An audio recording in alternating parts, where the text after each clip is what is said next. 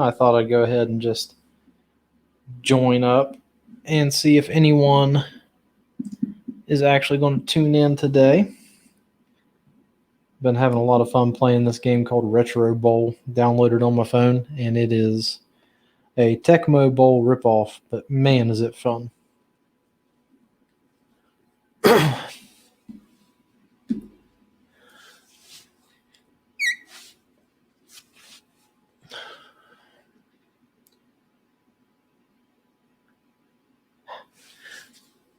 Oh, man. Okay, so for the podcast, for the month of March, Sean and I have decided we're going to do a theme. And actually, we're going to try to continue themes throughout the year. And this March, our theme is going to be panfish. So we've got a couple of really interesting podcasts coming up. One is what we already streamed live on Twitch with Dana Mueller, the crappie guru. Then we're going to have a repeat guest, Ralph Reevey. He's an Instagram angler, and his Instagram handle is Chief Crappie Raider. What caught our eye about him, he uses bait casters to catch panfish, and he also uses crankbaits and methods that Sean and I really weren't familiar with. So we're going to have him back on. He's been on once before.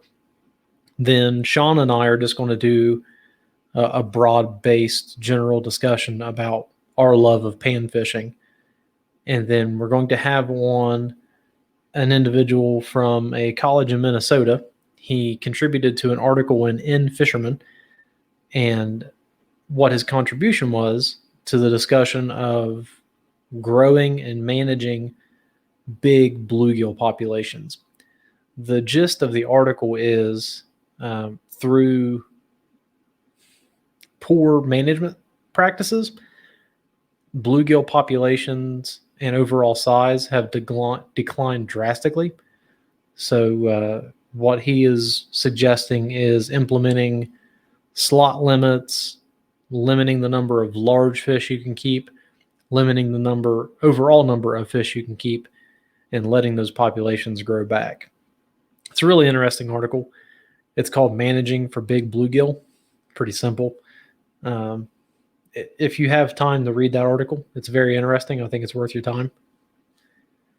Then for the month of April, since spring turkey season happens around April, we're going to do a turkey theme.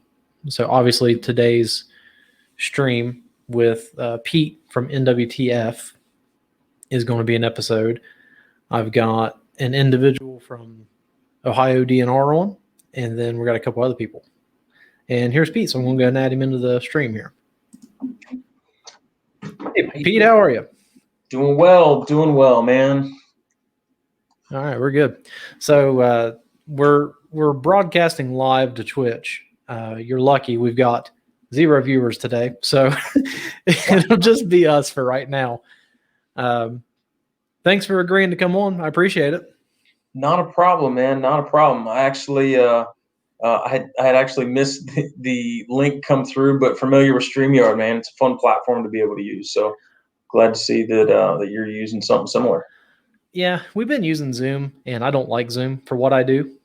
And plus, this offers the other avenues to stream to, Twitch, Facebook, YouTube, all that. So for me, it works out a lot better. Good deal, man.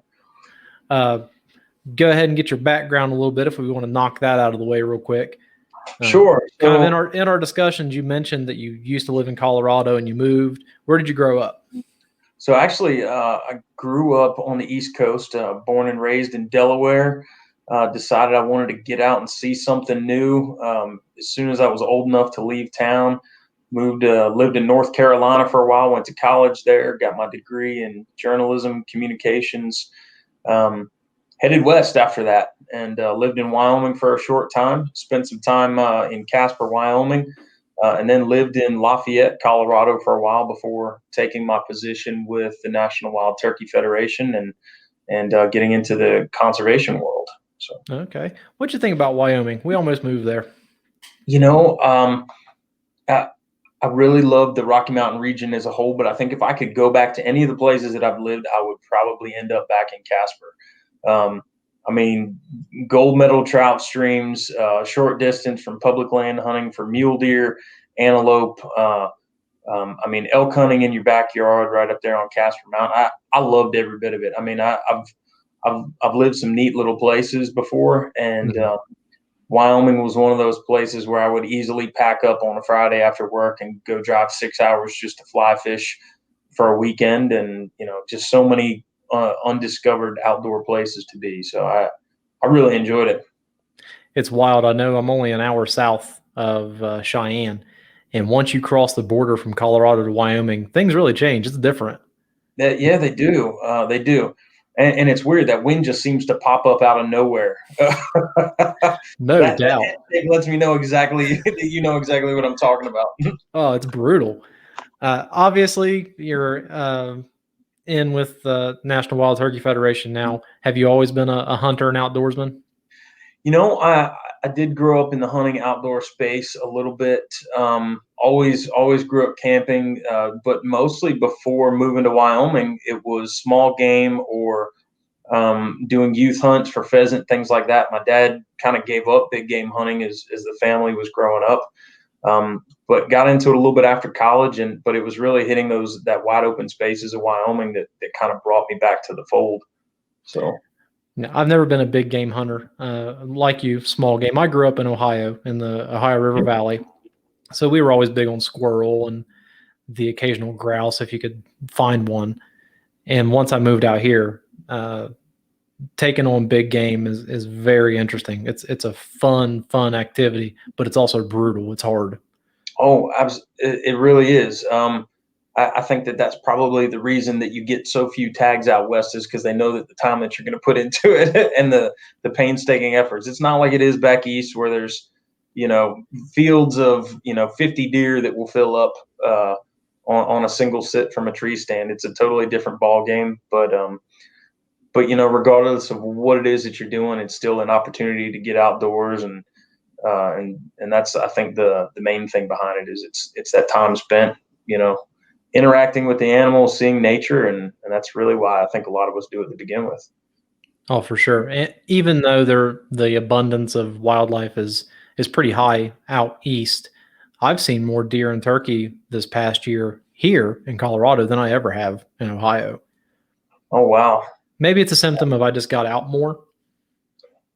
could be.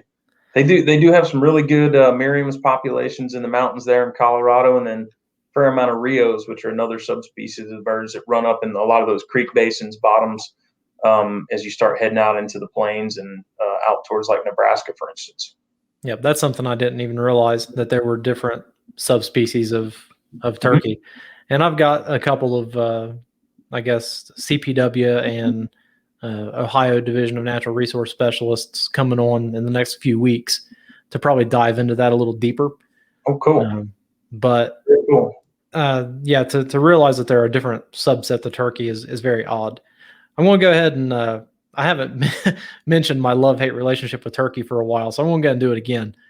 Uh, we used to hunt turkey through high school every year, and I really got soured on them because we'd always hunt spring and fall, Mhm. and for a solid week we would drag ourselves out of bed, miss a morning of school, and we'd call turkeys in, and they'd hit that wall, they'd stop, and after a while we'd stand up, and there they'd go running up the hill.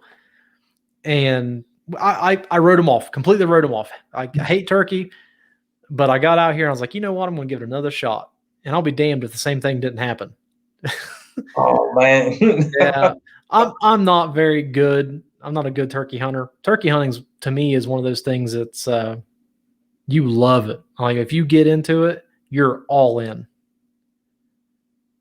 Yeah, yeah. I'd say that from working with the National Wild Turkey Federation, your turkey hunters really are some of the most dedicated hunters that are out there, and you're right, they're in it.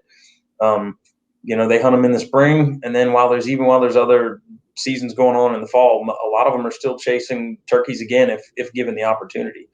I was similar with turkeys. I actually never really chased them on the East Coast, but it was because everybody told me how terrible it was. They said in North Carolina when I lived there, they were like, oh, you go sit in a swamp and you deal with mosquitoes nonstop, and there's just not very many of them, and it's not really fun. But it was the Merriam's turkeys, which are one of the more vocal turkeys of the subspecies, and in my opinion, one of the most beautiful ones. But those birds in Wyoming, Colorado, I mean, they talk a lot for the most part. They're a whole lot easier to deal with than those eastern turkeys, which you find pretty much everywhere on that Mississippi corridor and to the east. So like what you were chasing back home in Ohio, those are just stubborn birds. That's what I found since moving here to South Carolina. I have started to hate turkey hunting again. So. I don't know what it is. To me, it's turkey are an anomaly. They're an odd animal because they're a bird that humps rubber dummies on the regular, but they can be so smart they can outsmart the best hunters. And I don't know if it's just chance or they're actually smart. I've spent time thinking about this and actually had the joy of talking to some of the top turkey biologists, and I think really what it comes down to is that it has a little bit to do with smarts, but it's also when you understand how hard it is for a turkey to make it from being a poult or even starting at that egg stage and getting to adulthood.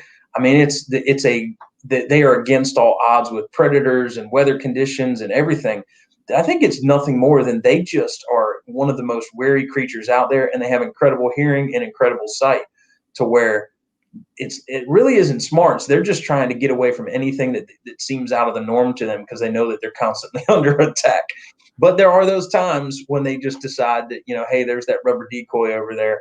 And, it's that time of year, and I'm going to go and flog that thing. I'm going to jump on top of it. I'm going to do whatever I can because it's springtime. So yeah, in your research and in your time with NWTF, have you figured out kind of some of the triggers that send a male turkey, a tom, into that stage of like, okay, I am chasing hens no matter what? As far as the research, I'd have to defer to some of the guys that are wildlife biologists by trade. But from my understanding, there obviously is that certain set time of year where it's the division of your flocks. You're separating out of your male birds. They start establishing that pecking order, and it's just all a part of that breeding cycle. But it's similar to some of the stuff that you see, from my understanding, to deer, where it may not seem as evident, but pretty much it takes place at a certain time every single year. It's just that other circumstances around them, whether it be predators or hunting interactions or other things, that may end up determining how much of the gobbling activity that you get that normally pairs with that breeding that you end up seeing up front. But just like other species, you do have, at least when it comes to the mating season, you have your first round where they're trying to breed hens, and then if those nests fail, then those hens may become able to be bred again, and there's that second nesting season. So, but I mean, basically here in South Carolina, I think that they see, I want to say it's as early as March is when some of it starts, and that's why even some of the seasons they're talking about trying to push them back a little bit.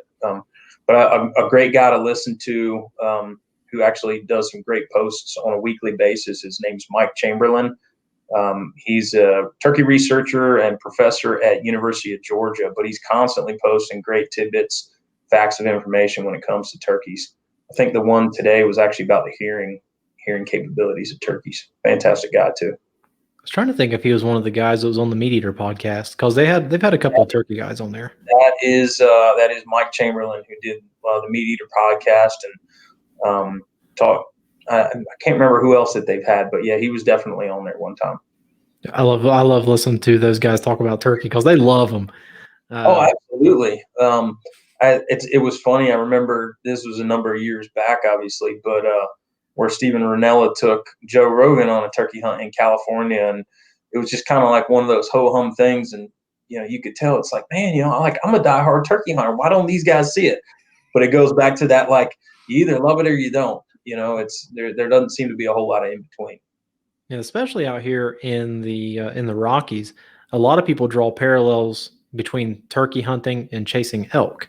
Mhm. Just because the Merriams, I didn't know this either. They move so much, and they change locations pretty frequently, and then also the interaction with calling. Trying to chase them down, call them in. They say that it's pretty similar to chasing elk. Yeah, I'd say that the terrain that you're in, because you can find your turkeys in the Rockies, even up at snow line sometimes, which is a neat thing. If you ever see a big old strutter come, fan spread, wingtips dragging, through snow lines, that's always kind of a fun thing to see.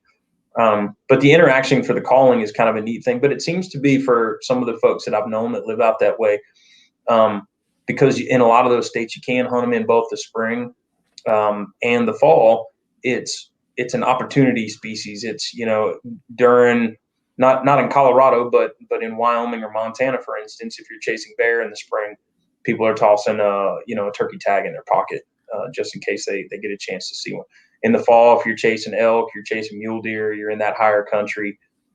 If you throw a turkey tag in your pocket and one comes along, you may snag one. But getting a chance to do both, there's actually a lot of similarities even in the calling, to where the guys that I learned to turkey from in Wyoming, they told me to start off, it was a old Carlton's double elk call, which is what I was trying to call turkeys with at the very onset of getting to hunt them to begin with in the Black Hills. So they're definitely closely related.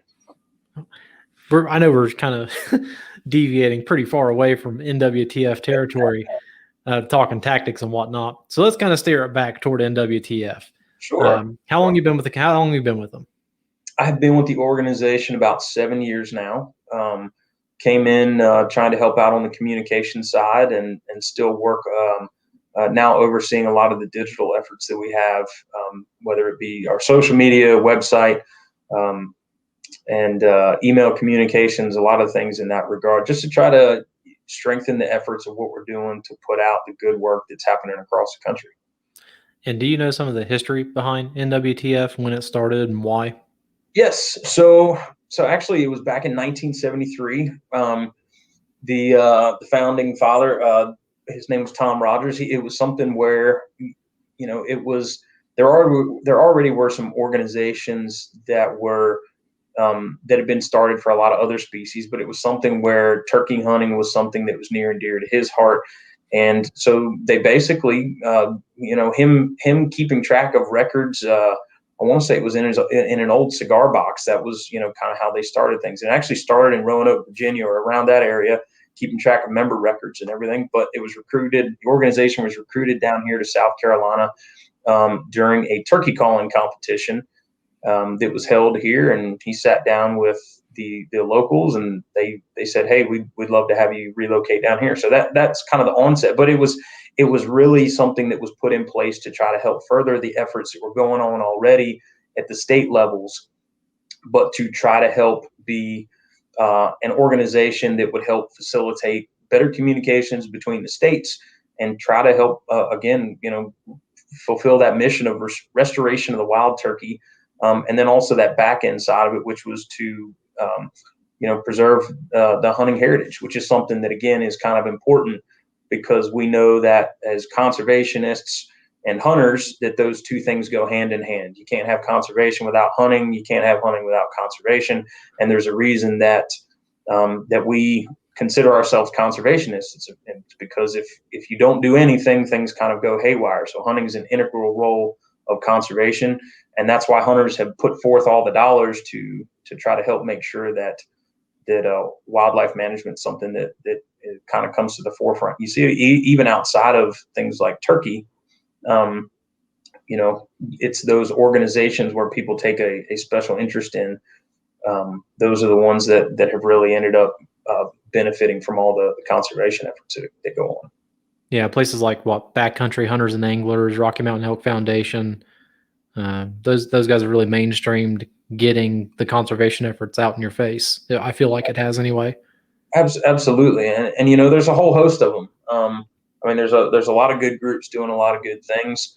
I think one unique thing about the NWTF, and I kind of alluded to it a little bit, is there was already work going on, within states to try to manage their own populations. But one of the things that we actually did, and I can't remember how old the technical committee is, but we established what was called the technical committee, and this was a collaborative effort to where people from all the different state wildlife agencies were involved to try to help share best practices on turkeys. And again, NWTF stepped in, and if it was, this particular state over here had a shortage of turkeys and was working on their restoration efforts, we helped step in and take care of all transportation fees, relocation costs, disease testing of any of the turkeys, and help facilitate those or the restoration efforts early on. Now, very little of that still goes on today as far as the restoration efforts. There's still some happening.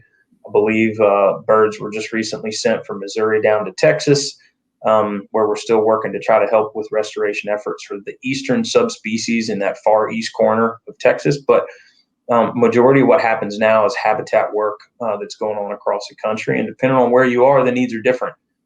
Colorado, for instance, we actually have engaged with U.S. Forest Service and a conglomerate of almost, I want to say it's like 90 partners now, that, or if even not more than that, in a project called the Rocky Mountain Restoration Initiative. And I want to say by the time that it's all said and done, it'll be around the neighborhood of like 400,000 acres that'll be impacted as far as habitat restoration, reduction of fuel in the forests, try to cut down on those large scale burning, focus on water quality. So, I mean, not stuff that you normally think of when you're like, man, these are turkey guys, but it all helps go back and benefit the wild turkey in general. It's, all those things that are helping to produce recreational opportunities, clean water, clean air, and helping to preserve, economies in small communities. So, Whenever NWTF was first, I guess, organized, what were turkey populations doing across the United States? Were they trending down, trending up? So I want to say, obviously because efforts were happening, and one of the biggest swings before even National Wild Turkey Federation came along was a change in tactics. I mean, turkey populations as a whole in the early 1900s were only in the realm of, let's say, 200,000 across the entire country. And those are just rough estimates. At the time that the National Wild Turkey Federation came along, in the early 1970s, you were looking, I want to say it was like either 1.3 million or 1.5 million. And then by like the early 2000s, we were hitting a high of nearly 7 million. Now, birds today are sitting back at about, let's say, like 6.25 million, or right around that 6 million mark. Just because all states do their population estimations in different ways. Mm-hmm. All these are rough estimates, but I mean, no, there really was an explosion of the population, and it's regarded by many in the conservation world as being one of the most successful ever seen, just when you look at the sheer lows of what they hit and where they stand today. But the NWTF doesn't take credit for it all. I mean, again, it's a work by federal agencies, state agencies, boots on the ground volunteers, that all came together with an idea that I don't care whether I have birds in my own backyard, it's the greater good of the entire species is really what we're going for. And again, I think that that's a mindset of conservationists in general. It's, hey, even if we have to take a couple from over here where I normally see a lot of turkeys, I'm okay with giving them to other places because we know that'll help them out. Turkey is an interesting animal to focus on. I don't think of it as like a charismatic bird, like the Rocky Mountain Elk Foundation. Everyone sees an elk and they're like in awe of this wonderful creature. But turkey kind of falls in that category of, oh, it's a bird, butterball. Yeah, I would agree with you. What was the, I guess whenever the founding fathers kind of got together of NWTF, why did they think the turkey was important? So one of the neat things about the turkey is that it's an American species. So you have things like the elk, which have, relatives on other continents, whether it be stag, things that look similar. I mean, there's lots of ungulates that have branched antlers, lots of places to find deer. But when you talk about turkeys, it's an American species or a North American species by and large. Obviously, they've been transplanted to other places across the world now, and you can find them in New Zealand and some other continents as well. And the domesticated version of it now, obviously, is table fare no matter where you go. But the bird itself, that species is the North American wild turkey, and then it has those subspecies underneath it. So I think that it's more similar to even like your American bison. Obviously, not on the same scale wise, tons Right. versus. But as far as it being an American, a strictly American thing, I think that's part of the importance behind it. It's something that was more than worth putting in the effort for to try to do what they could to save the species. Yeah, you mentioned the domesticated birds. I actually had someone ask me if you would know anything about whether Merriams have began crossbreeding with domestic birds. Have you heard anything about that? That I do not know. I've heard some people say, obviously, with early restoration efforts that tried to happen, where they tried to bring birds in, domesticate them, then release them back into the wild. It really failed. But I think because of where gene pools have been transplanted from one place to the other, I want to say that I once heard somebody tell me that there's probably a lot of cross-pollination in subspecies to where, you may have some Easterns mixed with Rios that are mixed with Merriams, that versus domestication or domesticated birds being interbreeded. Now, again, I think if you go back to overall lineage, you probably find some common point, but how far back that goes, I wouldn't be able to give an educated guess on that. Sure. And I mean, obviously, that's not the NWTF focus. Now, I mean, you said conservation is where it's at. Mm-hmm. And they have got that whole There's actually a Wild Turkey Federation not Wild Turkey Federation. There's a National Turkey Federation. They're the ones that actually pardon the turkey every year with the president. So, okay. So they deal solely in the domestic bird, the domestic variation. So, whenever NWTF, I guess, is asked to come in and kind of consult or help with the restoration of an area, let's take the most recent one you mentioned with Colorado. Are there any specific things that you guys come in and look at in an area and go, okay, we need to have this, this, and this happen, and then that turkey habitat will be good to go? You mentioned the clean air and clean water and stuff like that, but what are some of the specific things? So as far as habitat that's more suitable for turkeys, obviously we're looking for conditions that may assist, especially if there's population declines. It may be that we're looking for things that assist with nesting and brood habitat. And normally in your older forests that have far less undergrowth, those are things that don't provide very good habitat for those turkeys. When you do have young poults, they need places to hide. They need places to get food a lot more easily. But a lot of the times, the way that the projects start out, and some of the information on this can be found at nwtf.org. But the projects start out based on areas that we've identified already through something that we've kind of dubbed America's Big Six of Wildlife Conservation. And we've identified regions that we believe to be most imperiled and worth pouring more of our efforts into to try to help conserve or enhance the habitats in those regions first. And it may be that we come in and we look and we say, all right, well, we know that habitat that's suitable for turkey, but also for quail and other species needs to be restored through the removal of invasive species. Whether it be in that Great Plains corridor, along your water corridors, things like that. So we're going after Russian olives, we're going after salt cedars, things like those.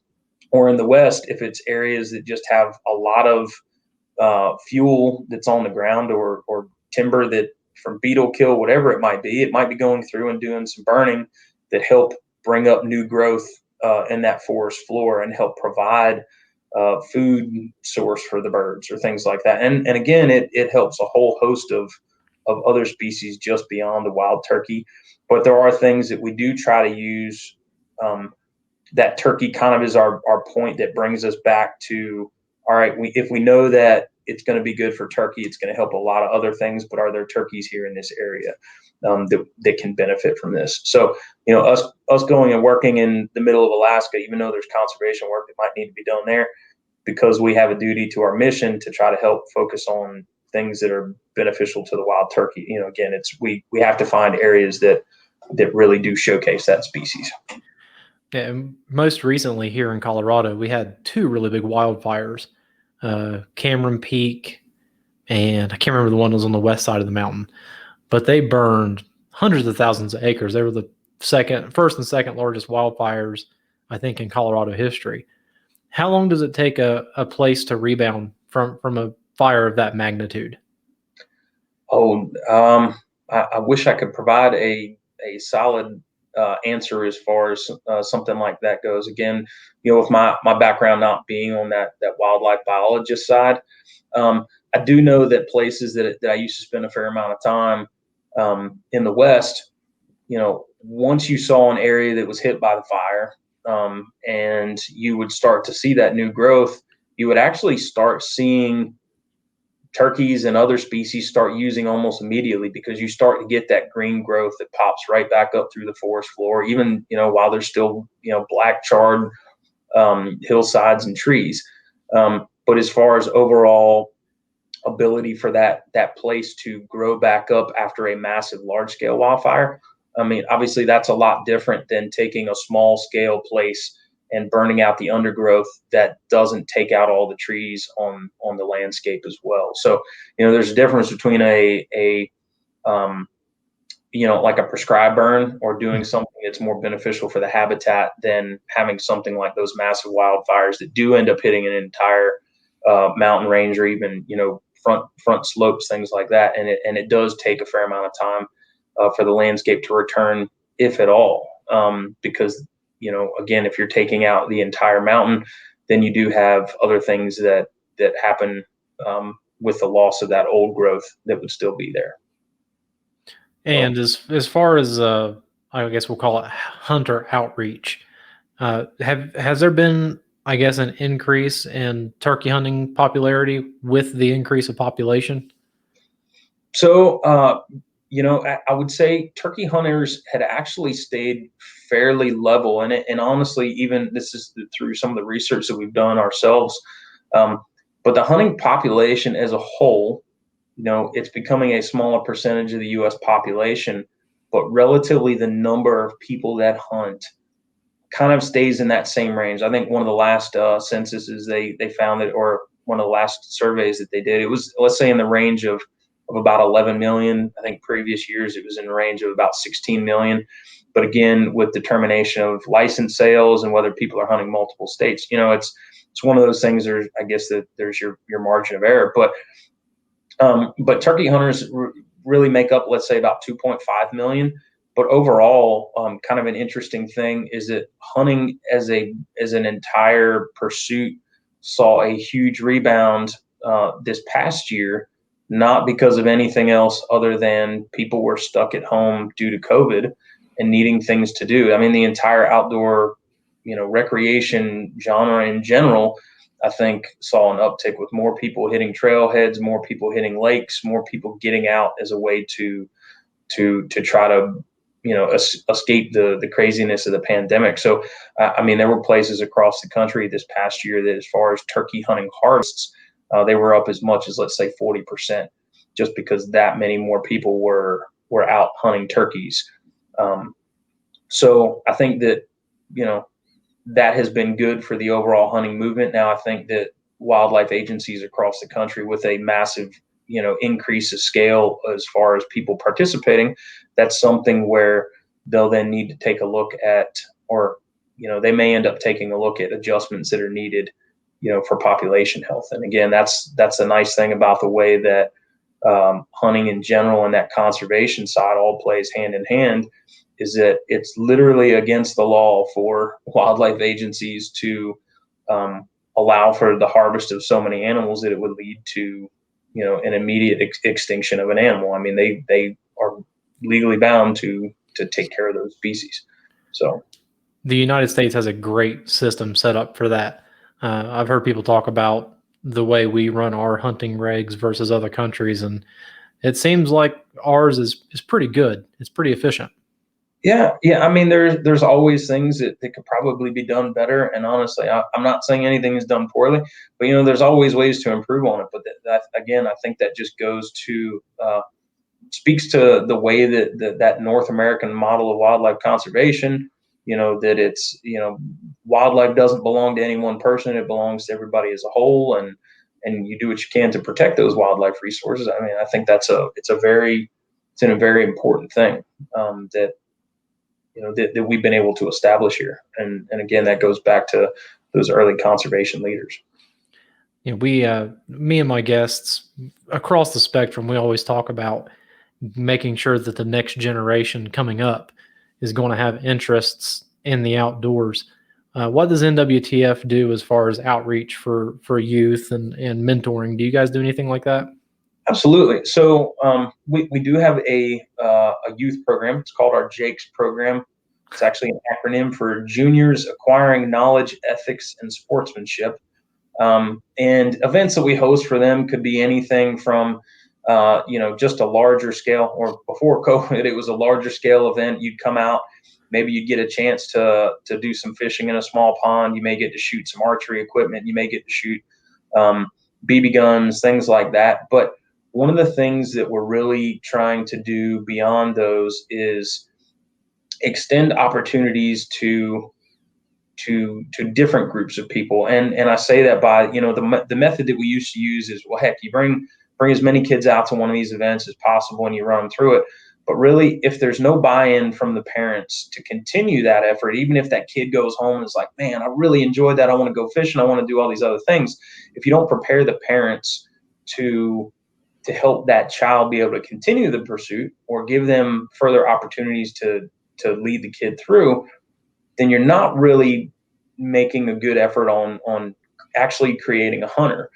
There's movement of far more pieces than just getting a kid excited to come out once a year to those events. Now, it may make a difference long down the line, but we continue to do those events because they're still events that allow us to have touch points with families in general to try to get them outdoors. But we've even been testing some things out over the past couple of years, and again, this past year was tough, where we're bringing out entire families as a whole and leading them through the entire process of learning to turkey hunt, then later in the year learning to dove hunt, and later in the year learning to deer hunt, and also bringing them in with a group of 3 or 4 families, to where not only are they getting a chance to learn to do it as a family group, but they're also now being introduced to other people that they can continue that pursuit with. So we're building a collaborative cohort of sorts where they now have that support group to ask other questions. We're trying to prepare them for, a whole host of hunting opportunities to where they can pick and choose what they like,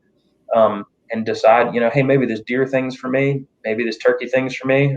I'm not very good at dove hunting. It took me a whole box of shells to shoot one. I don't think I want to do that again. I mean, but it's taking families, also taking members of military who already have the firearm safety background, and maybe they used to hunt at some point, but they haven't done it in a long time. But reintroducing them, and again, doing that as an entire group of people that they may be familiar with, or people that have shared similar experiences, life experiences. And same thing with college kids. If we're able to bring in college kids that they're nearing the end of their college journey, they're going to be going out on their own, they're going to be now making their own dime. They will now have the ability to purchase their own hunting licenses and spend their own time in the woods. Whereas when they're in college, there's still a lot of other things that are pulling at their time. But it's that idea that if we build an entire or in a small community of people that have shared interests and similar backgrounds, we have the ability to actually turn them into hunters in the long run. So Does that community building aspect increase the likelihood of people continuing the tradition of hunting? Yes, I really do think that it does. And if you look at, there's some people far smarter than I am that have built something called I want to say it's called the hunter recruitment model. And basically, it starts with you bringing up the idea to somebody, them going and trying it, but it's that repetition is really what creates a hunter. And it's not just, again, what they learn is it's not just that one event of even taking somebody on a hunt, a mentored hunt where they may go out with somebody and they may shoot a turkey. It's not that one event that creates a hunter. It's instilling that confidence in them, or the ability for them to have people around them that can help them feel more confident going out into the public woods on their own. Being more knowledgeable of what to do, even should they be able to harvest something. So again, it's a full learning about the species, introducing them to other people that want to do the same thing or interested in the same thing, taking them all out on a hunt together, even then teaching them what to do. And that's one of my favorite parts of those classes, is teaching them what to do, teaching them how to cook, wild turkey if they are able to get something, teaching them how to shoot, or teach them how to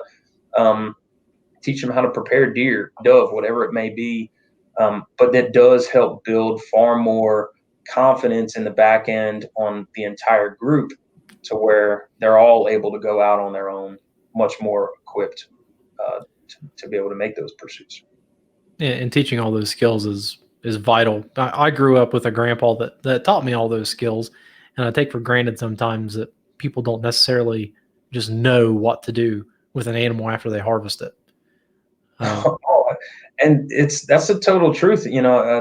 I remember actually, yeah, I had lived out west for a number of years, and I even brought my younger brother of mine, out to hunt antelope with me, and took him out. He hunted and was able to shoot his first antelope. We went through the whole process, and I taught him how to field dress it and taught him how to break it down and everything like that. And then still, when we went back out and I said, all right, well, here's your turn to go ahead and do it, he was like, I need you to show me again on some of these parts because I just don't remember it. So I think that just goes to speak that, even somebody that's done it before and been raised in a family, unless you do it a little bit, you it, you're not going to be as comfortable. So every little bit helps. And so again, I think that's why putting somebody through a journey over the course of a year, and they're able to participate in as many of those touch points as possible over a year, it really does make a difference. Along with teaching them the actual hunting skills, does NWTF go through any of the conservation efforts? Like, do they teach a new, let's say, turkey hunter, for example, what are some things they can do to help improve their turkey habitat or make sure it stays the same quality? Yes. So on the front end, we do basically, it's just a species as a whole introduction class, and we talk about all the different subspecies. We talk about where they're found. We talk about the types of habitat that they like, types of places to find them. Um, there are They probably don't go as much into those classes on the conservation aspect, but they do talk about um, those types of things on other things that we're trying to launch out across the country. And these are more called landowner workshops. You invite a bunch of private landowners that do have larger scale properties that they're able to impact you, and you invite them all out to, let's say, a singular property, and you show them the types of things that they can do. You show them sample habitats that are good for particular species, and we're able to engage with them on those levels uh, to because they have that easier avenue on actually being able to impact the land for the keystone species like wild turkey. Do you find that landowners, by and large, are pretty open to, I guess, conservation efforts and then allowing hunters to get on their property? From my experience back in Ohio, there's a lot of private farmland, and it's really hard to get someone to open up and let you go hunt there.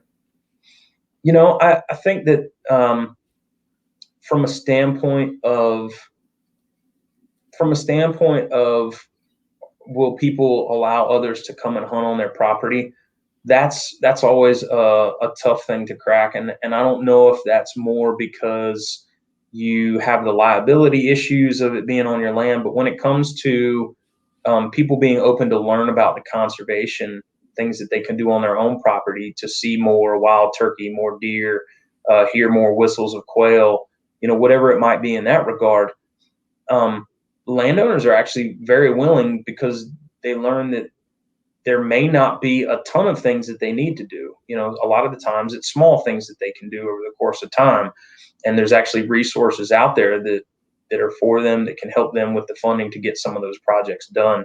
We actually have a whole team of staff here that does help work with NRCS, Natural Resource Conservation Service.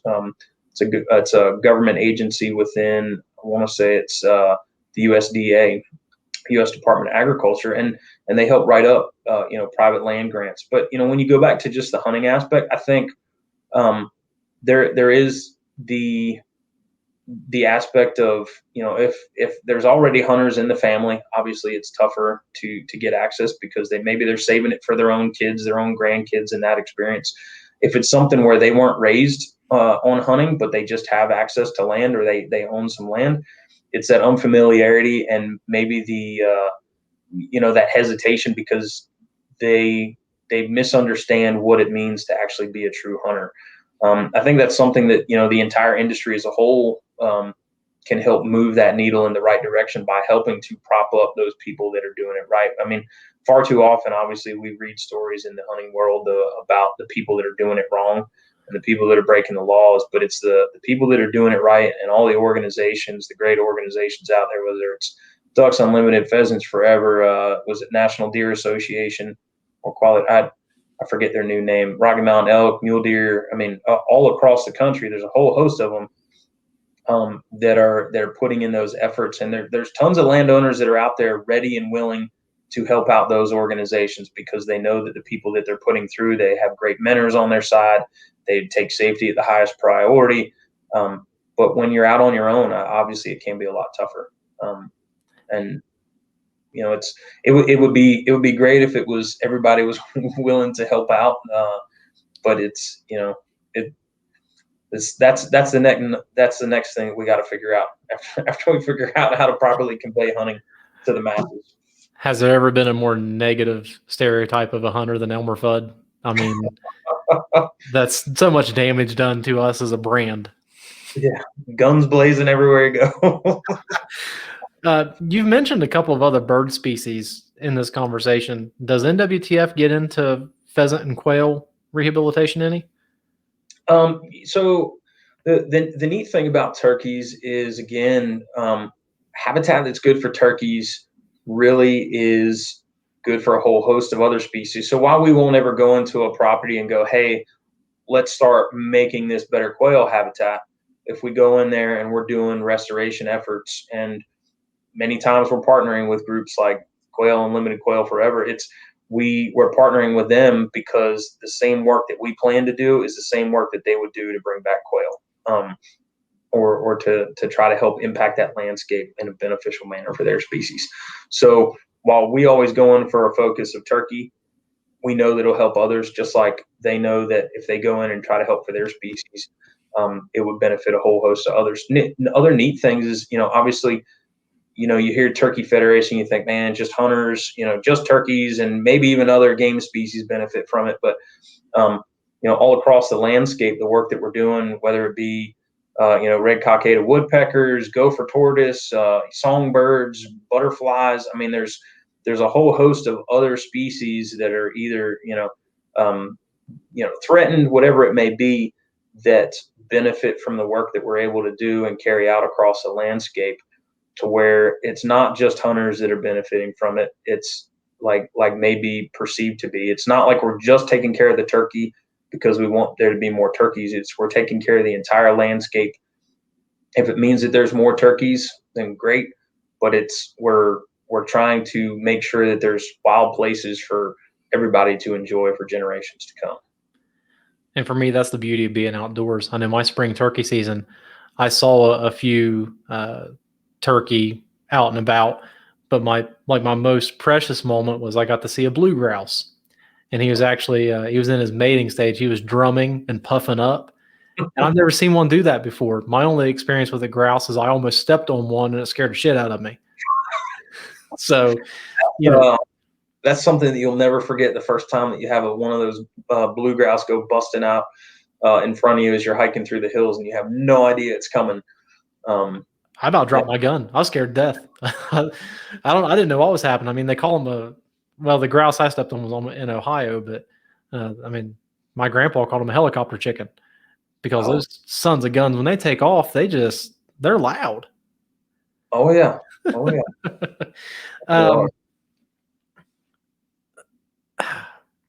I've got a viewer question here. We've mentioned a lot of other organizations.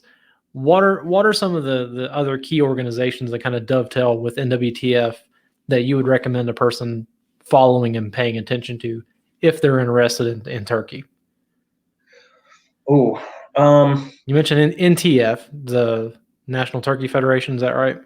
Yeah. So National Turkey Federation, I just mentioned mainly because they may know some of the history of domestication versus wild birds and when those splits happen. But as far as anything outside of that, they are strictly a poultry industry group, and so there's no overlap as far as work that's being done. I'd say it's kind of regionally based. Again, if you're in areas that have higher concentrations of pheasants, obviously you're going to see a lot of that work overlap with Pheasants Forever. Same thing with Quail Forever. We do partner in the West with, again, Mule Deer Foundation, Rocky Mountain Elk Foundation. They're actually both, I believe, a part of that larger scale effort there in Colorado, that Rocky Mountain Restoration Initiative, which I believe the website for that is restoringtherockies.org. It can be found there. Okay. But honestly, I think that if you do even like the most basic research for wherever you live, you can find organizations everywhere from the local level, smaller groups, all the way up to the national groups that are making an impact in your area. And I'd say they're all worth supporting, as best as you can. I mean, I remember when I lived out west, on an annual basis, I would go to everything from like the Walleye Association banquet, which was a fun one with deep fried walleye nonstop for an evening, that sounds horrendous. to a mule deer, Elk Foundation, Turkey Federation, Ducks on Land. I mean, there was a whole host of them. Obviously, because of the different species and their locations, it's harder for me to find a Rocky Mountain Elk Foundation banquet back here. But there's groups that operate, right here in South Carolina, but I think if you look at those organizations and you find out what's important to you in your region, or even at that larger landscape level, like Colorado as a whole, for instance, or the Rockies, you can find those organizations that are making an impact and do what you can to help out. All right. Getting a hold of NWTF, your website is nwtf.org. That is correct. nwtf.org. We're also on Facebook, Instagram, Twitter, LinkedIn. You can find us on all those, and we try to keep everybody up to date. Actually, kind of an interesting thing that I'll just share out is normally this time of year, for a lot of the outdoor community, there's a whole host of expos that would be going on. I mean, normally, I remember when I lived out west, you had the ISE, and then you had the Western Sporting Expo, and if you were in the Pacific Northwest, you had the Northwest Sporting Expo. Turkey guys we had our turkey convention, convention sports show in Nashville. You had the Harrisburg show. A lot of those things I don't think are going on. I know ours isn't, but people looking for an interesting way to get involved and learn more about the NWTF and things that we have going on.